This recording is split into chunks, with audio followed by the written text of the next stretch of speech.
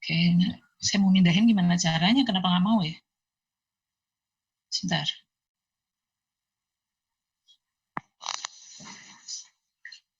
Sebentar. Di nextin aja dok, nanti kita yang pindah slide-nya. Oke.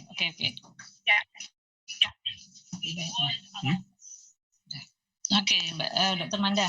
Jadi ada dasar hukum ya, kita memeriksakan pemeriksaan laboratorium selama pandemi COVID-19. Ya, ini saya bikin roadmap yang diambil dari presentasi sebelumnya profesor kita ini. Ya, sampai akhirnya sekarang kita merupakan bencana nasional. Oke, selanjutnya. Oke, selanjutnya Dr. Manda. Cukup jelas suara saya, Dok? Oke, ya saya lanjutkan ya. Speaker-nya, Dok. Oke. Manda nggak ada speaker-nya. Oke. Kemudian ada masalah-masalah yang dihadapi selama kita terkena wabah ini ya, COVID-19. Yang jadi masalah itu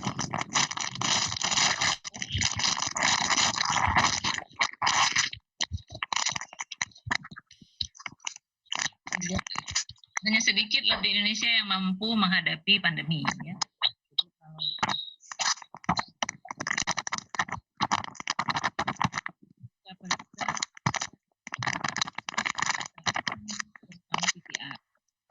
Kemudian keresahan masyarakat ini terjadi. Kita juga udah dipaparkan dengan keterbatasan dana. Jadi hampir semua kita terbatas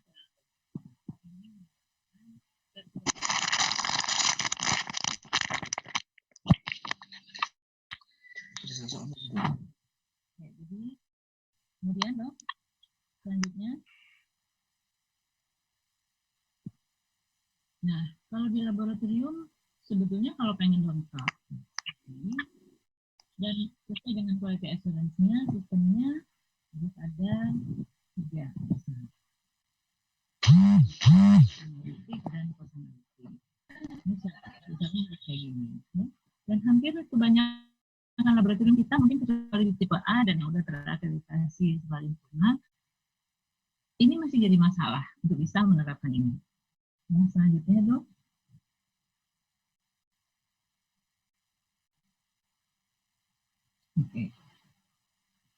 Oke, tanggung jawab laboratorium patologi klinik pada pemeriksaan laboratorium. Ya. Jadi peranalitiknya kita harus mengambil spesimen, melakukan pemilahan, ya, jadi spesimen collection dan handling. Kemudian analitik memeriksa sampelnya, kemudian melakukan validasi terhadap alat. Kemudian hasilnya harus selesai dan dikirimkan ke klinisi yang meminta. Ini adalah garis besar yang memang kalau di kita tuh nyebutnya saklek, harus ada seperti ini. Ya, tapi mungkin kalau untuk lab-lab yang di daerah dan sesuai dengan tipe ya, tipe laboratoriumnya belum berjalan baik nih yang seperti ini nih ya, walaupun sudah berjalan tapi mungkin ya masih ada terkendala banyak masalah di sana sini. Selanjutnya dok.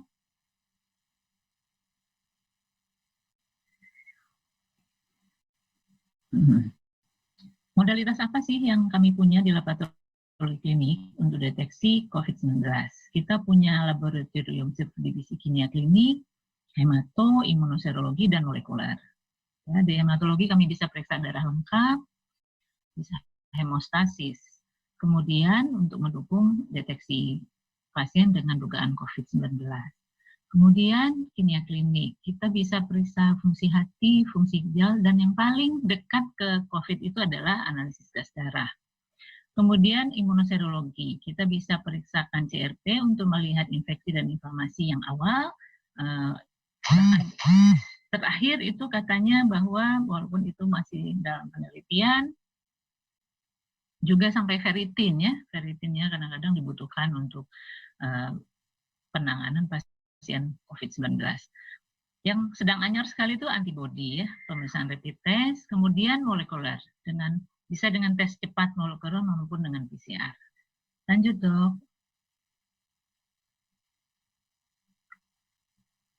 Oke. Sebelum kita memulai, kita kan selalu harus ambil sampel ya. Sampelnya bisa darah, vena arteri, darah EDTA untuk CBC, darah heparin untuk AGD, darah sitrat untuk hemostasis ya.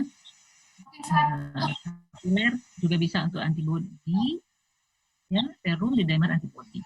Kemudian juga swab untuk nasofaring, orofaring, sputum, bal, dan seterusnya untuk pemeriksaan antigen dan gen. Jadi pemeriksaan ini membutuhkan sampel yang juga cukup sophisticated ya, Dok. Kalau di lab-lab yang belum punya malah mungkin nggak semua dari ini kita bisa periksakan. Tapi kita bisa pakai lab sederhana sebetulnya ya. Jadi kalau nanti di daerah belum punya yang canggih sekali, mungkin lab-lab sederhana seperti CBC, nah, AGD kan kita juga sekarang tuh udah pakai yang POCT, jadi alatnya tuh yang udah sederhana, kecil, bisa dibawa-bawa gitu di ruangan tuh. Nah, kemudian bisa juga dengan PTA-PTT untuk mendukung ini. Jadi kalau dari Patklin kita ngelihatnya nggak cuman dari Patklin, kita nggak hanya melihat swab-nya aja, ya. Jadi semuanya secara komprehensif. Selanjutnya, Dok. Ya, kewenangan pengambilan sampel nih, Dok. Jadi di beberapa daerah lain, kalau di kita di sini mungkin sudah ditetapkan ya melalui SK. Kalau di saya kan di Jenderal Abidin itu ditetapkan melalui SK direktur. Jadi siapa yang ambil sampel, siapa yang bisa ini, dan itu sudah ada kompetensi masing-masing. Tapi sebetulnya dokter spesialis THT, patologi klinik, mikrobiologi klinik, dokter umum, UGD terutama, dokter umum dan analis boleh melakukan pengambilan sampel. Dan karena itu adalah sesuai dengan kompetensinya masing-masing. Jadi ada share kompetensi di sini. Selanjutnya, Dok.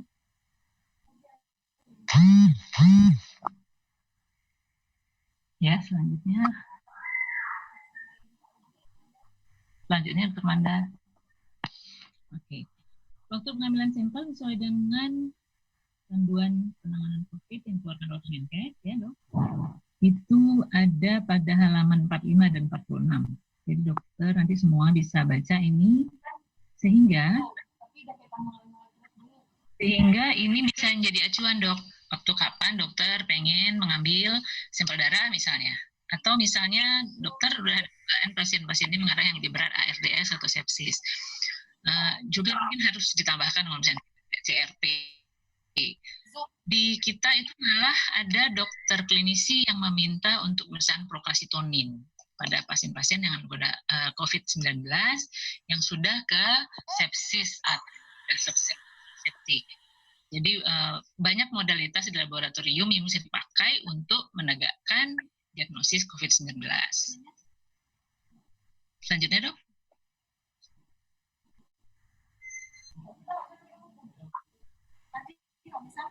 Ya, Dok. Semanda.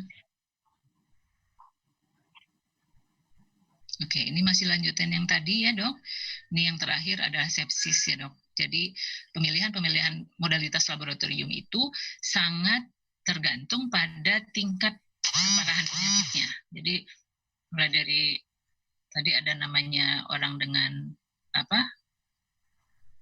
OTG ya, orang tanpa gejala, ODP, PDP, itu semuanya bisa dipilihkan oleh klinisi mana yang lebih dibutuhkan saat itu. Jadi nggak harus semuanya diperiksakan, kemudian terus ya dengan BPJS gitu ya, dengan keadaan kita yang BPJS, walaupun ini adalah tanggap darurat, kita harus memikirkan bahwa itu membutuhkan biaya yang juga akan besar untuk penanganannya.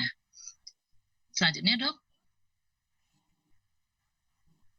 Oke, ini yang saya masukkan tadi ya. Jadi peran laboratorium dalam penanganan COVID-19 itu kalau dengan dia surveillance ya, dengan screening ya, misalnya pada pasien dugaan ya asimptomatis, pasien ODP yang tanpa gejala tapi punya paparan, kemudian diagnosis ya untuk menentukan pengobatan misalnya, dan untuk perawatannya. Jadi dia mau dirawat di rumah sakit, mau dirawat di rumah, Jadi ada peran laboratorium untuk mengarah ke sana. Jadi nggak harus semuanya harus di swab, walaupun gold standarnya bahwa harus ditemukan, gitu kan ya. Tapi karena mahal, sophisticated, yang tadi saya sebutkan bahwa ternyata lab kita belum siap.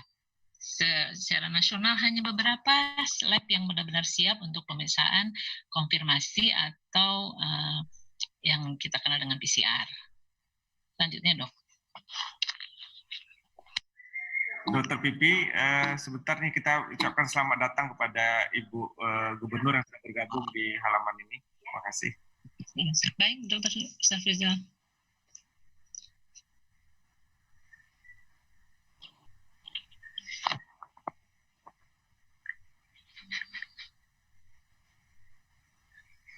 Oke, udah bisa saya lanjutkan, Dok?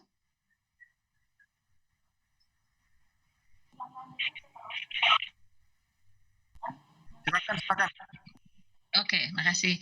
Selamat datang Ibu Gubernur Provinsi Daerah Istimewa Aceh. Mudah-mudahan bisa bergabung ini dapat banyak informasi yang bisa kami sampaikan ya, sehingga penanganan COVID akan semakin cepat di Daerah Istimewa Aceh.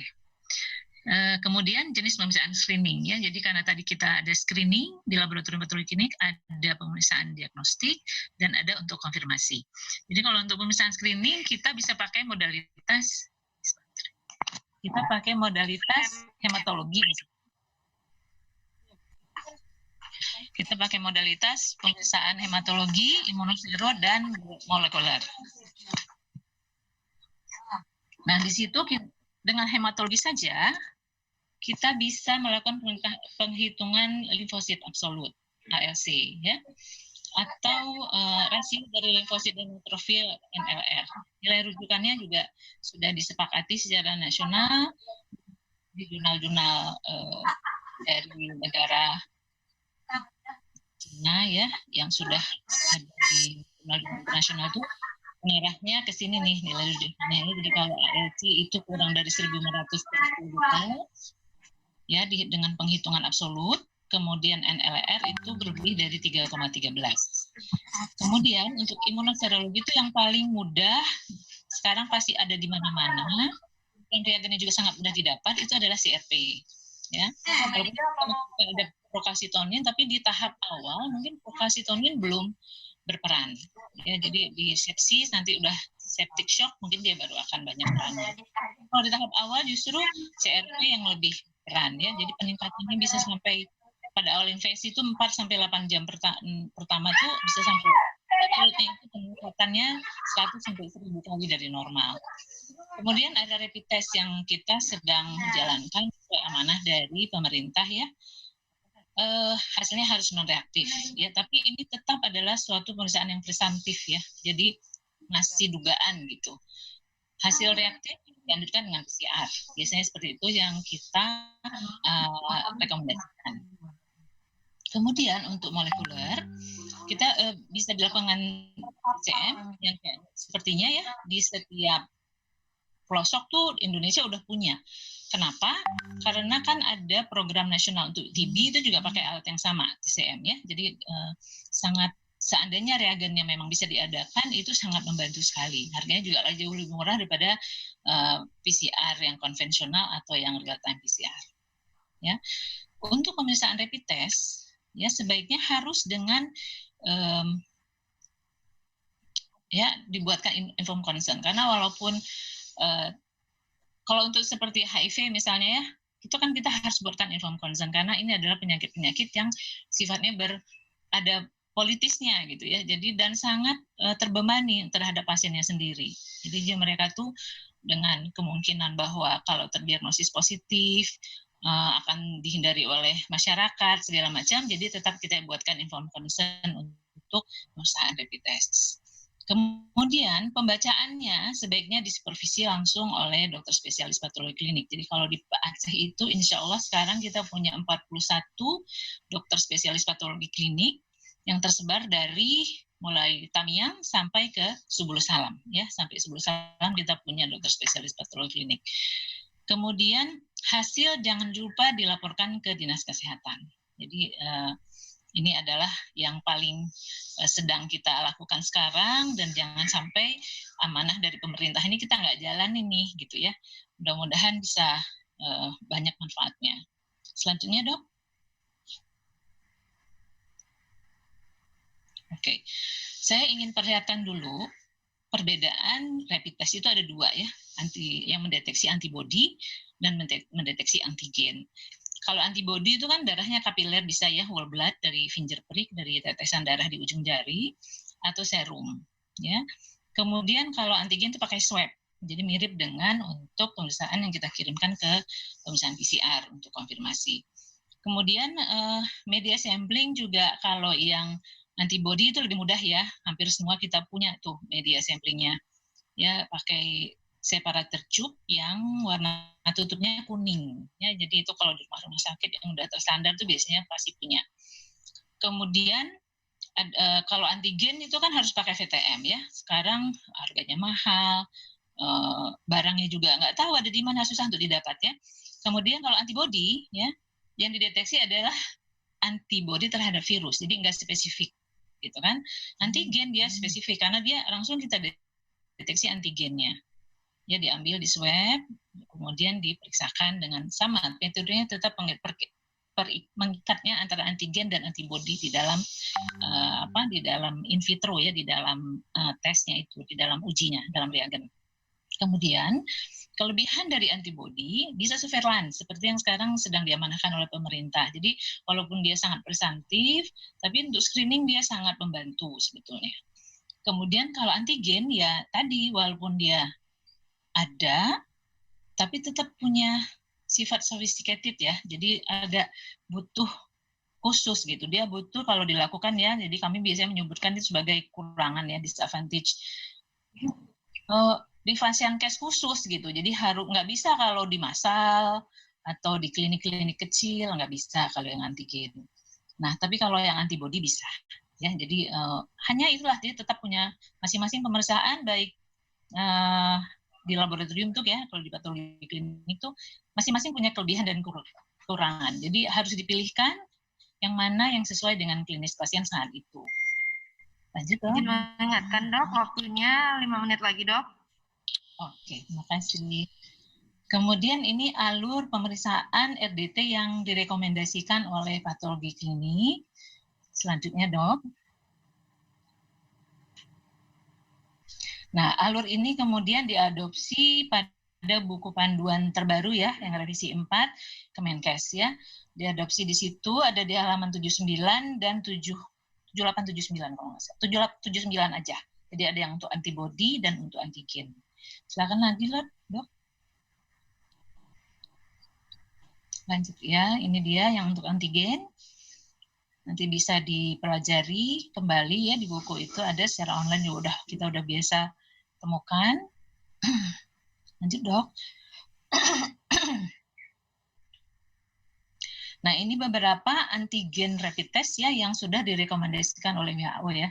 Saya coba ambil dari presentasi guru saya yang sebelumnya, dan ini sudah jadi bisa dibaca. Ini seandainya nanti di daerah atau di rumah sakit, klinik punya bantuan misalnya ya, bukan yang diberikan oleh pemerintah, bisa mengacu pada list ini untuk menentukan apakah bisa nggak dipakai itu rapid testnya ya.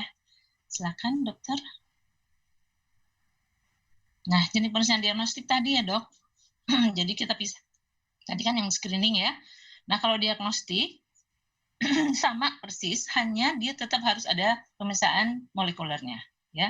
Jadi diagnosis yang dipakai sekarang adalah kombinasi antara RDT dan real time PCR ya, rapid test dan real time ya. Tapi tetap diagnosis pasti menggunakan PCR ya. Boleh yang tes cepat, boleh yang konven, boleh yang RT-PCR.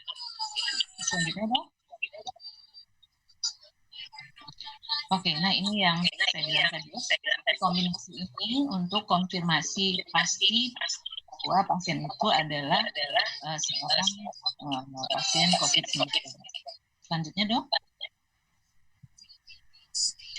Konfirmasi laboratorium ini juga ada di buku panduan ya di halaman 80 ya. Jadi pengujian laboratorium spesimen OTG, ODP dan PDP dilakukan menggunakan metode RT-PCR ya untuk konfirmasi, Dok. Untuk konfirmasi ini adalah alurnya ada di sana. Untuk lebih jelas mungkin nanti dokter-dokter bisa membacanya di halaman 80. Selanjutnya, Dok. Nah, ini yang ingin saya sampaikan ke dokter-dokter di sini ya. Barangkali ini bisa membantu nanti pada saat menerima hasil laboratorium ya untuk rapid test ya. Ini udah biasa banget ini kalau yang udah biasa dengan imunologi, insya Allah ini pasti udah hafal sekali dengan untuk grafik seperti ini. Saya menyampaikan bahwa apabila diperiksa pada posisi asimptomatik ya, itu hasilnya mungkin sangat mungkin jadi non-reaktif ya, jadi negatif lah gitu ya kalau secara umum awamnya. Non-reaktif kalau kita mengeluarkannya reaktif atau non-reaktif, jadi bukan negatif atau positif ya, karena bisa saja antibodinya sudah ada, tapi limit deteksi dari pemeriksaan tersebut nggak mampu melakukan. Jadi setiap pemeriksaan rapid test itu punya kelebihan dan kekurangan juga sih, yang saya tadi masukkan list itu yang banyak yang dari WHO itu masing-masing punya kelebihannya. Padahal itu sama-sama rapid test ya. Jadi ini bisa loss di sini ya, bisa loss kalau misalnya pada pasien-pasien yang masih asimptomatis. Nah, kalau yang saya tunjukkan pada segitiga kedua, hasil RDT itu gray zone. Itu yang paling mengkhawatirkan kalau kita mengeluarkan hasil ini. Kenapa? Karena di sini antibodi sudah mulai terbentuk, tapi belum tinggi. Ya, sementara yang kita dapat ya kalau di ZA itu kan kita masih dapat yang dari pusat ya, WONFO itu, dia tidak membedakan antara IgG dan IgM. Ya, dia nggak membedakan. Jadi kita nggak bisa tahu kalau kita mau interpretasi misalnya, atau kita mau buat hasil seperti apa. Jadi di sini tuh kadang-kadang malah bisa muncul. Jadi garis tes, ya, garis uji dan garis kontrol. Garis uji itu terlihat sangat samar, ya, samar atau nggak persis sama dengan garis kontrol. Itu tidak berarti bahwa pemeriksaan itu negatif. Kita nggak bisa tentukan juga, karena bisa aja dia pada posisi ini. Jadi kalau di HIV pada program nasional HIV itu ada buku panduannya ya, mungkin bisa di-download. Saya lupa yang terakhir itu 2019 kalau nggak salah. Itu ada namanya istilahnya gray zone, yaitu yang tadi saya masukkan dengan samar tadi. Jadi biasanya kalau kami di ZA itu pernah ngeluarin 2 kali. Ya, jadi kami nyebutnya dengan reaktif lemah ya, jadi reaktif lemah. Kita nggak berani sebutkan itu negatif karena bisa aja dia berada pada posisi ini. Makanya di rekomendasi tadi yang ada alur disebutkan bahwa setelah pada posisi ini atau negatif diulang pada hari ke-10. Jadi kemungkinan kalau hari ke-10 di hari nomor 9 dia ada di antara ring 7 sampai hari ke-21. Jadi mungkin pada saat itu dia akan tinggi dan menjadi reaktif hasilnya. Gitu ya, Dok. Selanjutnya, Dok. Oke, ini rekomendasi pembacaan RDT yang patologi klinik ya. Kemarin udah ada yang masukin ke jurnal. Terima kasih nih untuk ini ya, dan sudah mendengarkan saran-saran dari perhimpunan kami ya. Mudah-mudahan bermanfaat untuk masyarakat deh pokoknya gitu. Kemudian selanjutnya, Dok. Ya, ini rekomendasi format. Jadi kalau misalnya nanti di daerah atau klinik-klinik yang lain, jadi patologi klinik tuh nyaranin itu kayak gini. Ya, jadi terutama yang mesti diperhatikan tuh yang saya di kotak merah ya. Nah, itu untuk yang non-reaktif. Jadi, kalau periksa rapid test di massal, di klinik, di rumah sakit, dengan klinis yang sudah disampaikan oleh dokter-dokter klinisi yang mengirim pemeriksaan ya. Nah, ini bisa dipakai format ini ya. Selanjutnya, Dok, untuk yang reaktif. Nah, yang ini untuk yang reaktif ya. Di sini ada kotak merah yang harus diperhatikan dengan baik. Jadi ini adalah rekomendasi dari kita gitu, dengan alasan-alasan kenapa bisa reaktif dan kemungkinan kenapa dia non-reaktif. Gitu. Selanjutnya, Dok. Nah, ini rekomendasi kombinasi ya, Dok, kombinasi antara RDT dan rapid test ya dengan PCR ya. Ini semacam summary yang coba saya buat ya. Ini adalah yang sebelah kiri itu adalah format pelaporan pemeriksaan PCR ya, pada pemeriksaan PCR di salah satu klinik yang dilakukan oleh spesialis patologi klinik ya. Jadi membuat laporannya seperti ini. Nanti mana tahu di klinik kita atau di rumah sakit, di lab kita bisa punya RT-PCR ya. Bismillah ya, mudah-mudahan terwujud. Ini bisa menjadi acuan ya, sebagai acuan untuk melaporkan hasil pemeriksaannya. Ya, ini juga mungkin, nah ini udah sering banyak muncul di media sosial ya, di jurnal-jurnal juga. Dan ini juga sangat membantu nih ya. Jadi dari sini bisa dilihat tidak hanya dari PCR, ya, jadi semua dari klinis ya, CT scan yang dan itu sebentar lagi akan dipresentasikan oleh Dr. Nurul. Selanjutnya dok. Oke, terima kasih sudah mendengarkan presentasi dari kami ya, mudah-mudahan bermanfaat untuk semua. Alhamdulillah. Baik, terima kasih Dr. Vivi atas presentasinya yang luar biasa. Baik, kawan-kawan sekalian, bersama kita sudah hadir Ibu Gubernur Aceh dan kita akan mulai melakukan acara pembukaan. Bismillahirrahmanirrahim. Assalamualaikum warahmatullahi wabarakatuh. Salam. Yang kami hormati Ibu Gubernur yang berkenan hadir di dalam meeting online yang diselenggarakan oleh Ikatan Dokter Indonesia Wilayah Aceh dalam rangka memberikan motivasi dan pengetahuan kepada teman-teman dokter di seluruh Aceh pada hari ini dan besok untuk angkatan pertama, dan kemudian insya Allah akan kita ulangi lagi pada Selasa dan Rabu untuk angkatan kedua. Memang animo dari kawan-kawan dokter ini terlihat banyak sekali, sehingga kita harus membuat 2 periode, dan tadi ada kesalahan teknis sehingga barangkali sebentar lagi link Zoom-nya akan kita rubah setelah pembukaan ini untuk menampung, karena masih banyak di luar sana yang ingin bergabung tapi belum bisa terakomodir. Kami atas nama ID Wilayah mengucapkan terima kasih kepada kawan-kawan atas kesediaannya, dan perlu juga kita informasikan Ikatan Dokter Indonesia Wilayah Aceh sudah membentuk 2 tim, yaitu tim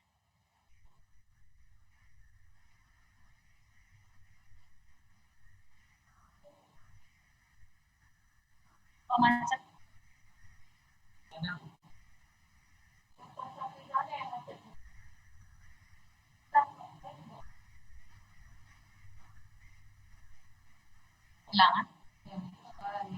Jangan. Kok itu enggak? dan tim kuratif hari ini sudah mulai bekerja dengan memberikan pelatihan-pelatihan.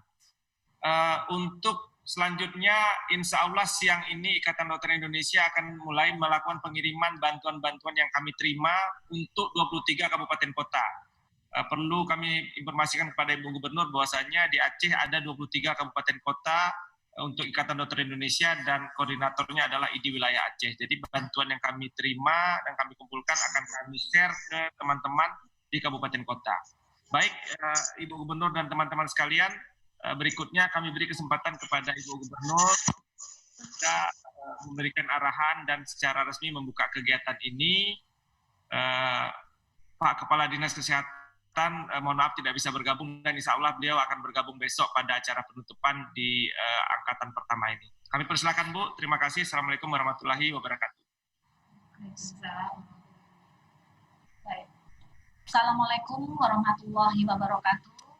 Waalaikumsalam. Syukur alhamdulillah di dalam kondisi yang tentunya seluruh para peserta rapat yang jumlahnya antusiasnya sangat tinggi, ratusan, ini dalam keadaan sehat, dan mudah-mudahan seterusnya demikian. Ini patut menjadi kita syukuri dengan amat sangat untuk kondisi di Aceh ini. Kemudian sholawat dan salam juga tidak lupa kita sanjung-sanjungkan kepada Nabi besar kita Muhammad SAW. Ya, Ibu Bapak yang dirahmati Allah dan juga Ketua ID, saya menyampaikan apresiasi ya yang sebesar-besarnya atas inisiasi yang telah dilakukan oleh ID Provinsi Aceh untuk menginisiasi ada meeting yang juga sekaligus dengan pelatihan mengenai bagaimana penanganan COVID-19 ini. walaupun saya secara pribadi bukan berasal dari kalangan medis, tetapi tentunya ini dari semua pihak, tidak hanya medis saja, tapi dari semua pihak akademisi tentunya ingin tahu mengenai bagaimana sih penanganan medis, bagaimana yang kita bisa berbuat yang terbaik, dan bagaimana kita antisipasi nantinya kalau di daerah-daerah ada outbreak itu, sehingga kesiapan dari daerah-daerah juga bisa nantinya menyelenggarakan penanganan secara minimal sebelum dirujuk ke rumah sakit Zainul Abidin. Tentunya hal ini sangat menjadi penting untuk menyamakan persepsi, menyamakan penanganan. Tadi saya mendengarkan tadi Dr. Vivi yang sudah memberikan penjelasan dan sangat bermanfaat sekali, karena pada umumnya tadi yang mungkin saya garis bawahi sedikit tentang rapid test. Saat ini di luar sana karena kita kondisi sudah zero positif dari COVID-19, pada umumnya sudah mulai euforia masyarakat.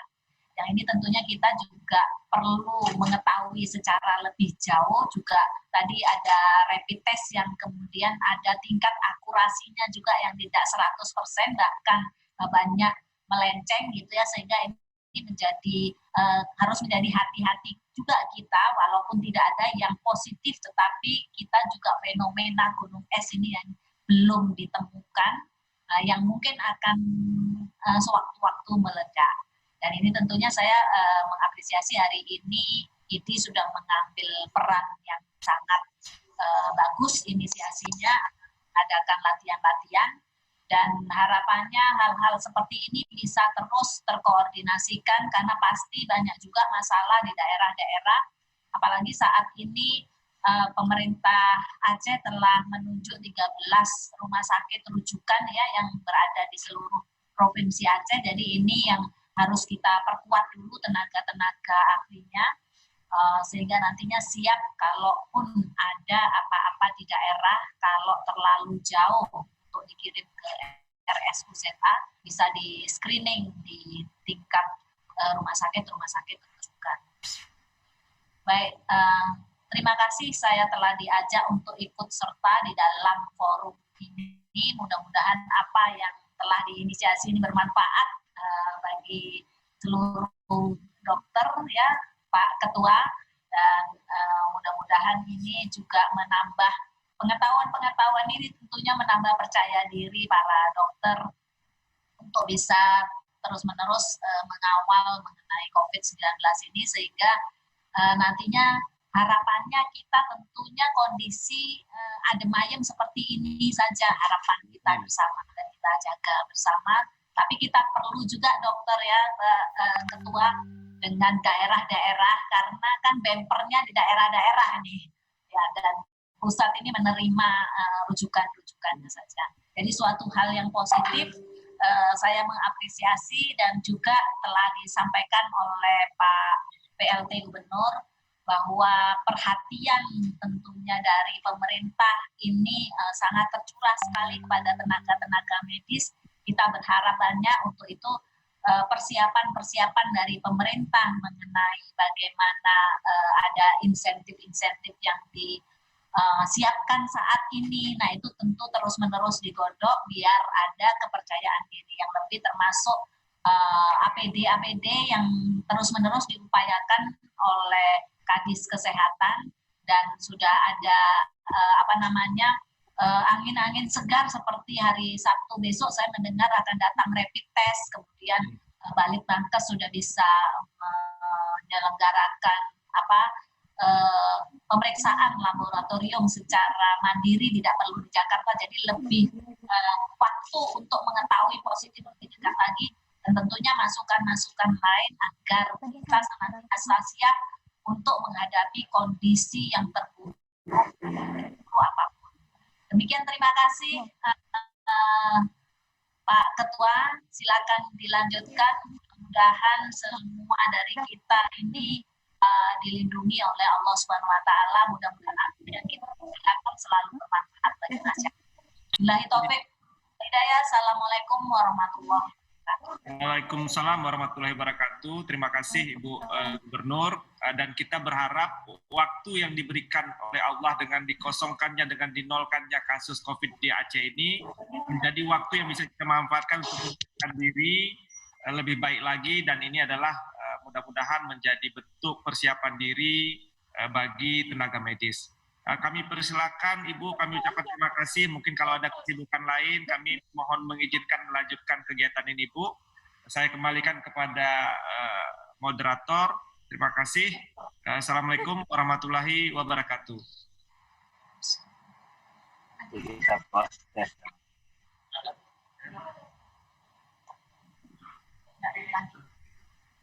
Masukin lagi. Banyak yang masuk. Ngomong aja, nggak usah ngerti. Bilang aja yang baru. Bapak Ibu sekalian, mengingat ini sangat terbatas, jumlahnya hanya dapat mengakomodir 100 orang, kita akan pindah ke link Zoom yang lainnya yang sudah dikirimkan via grup WhatsApp. Mohon dapat bergabung ke sana, maka kita akan pindahkan ke sana untuk diskusinya. Terima kasih. Kita udah di KP. Enggak apa-apa.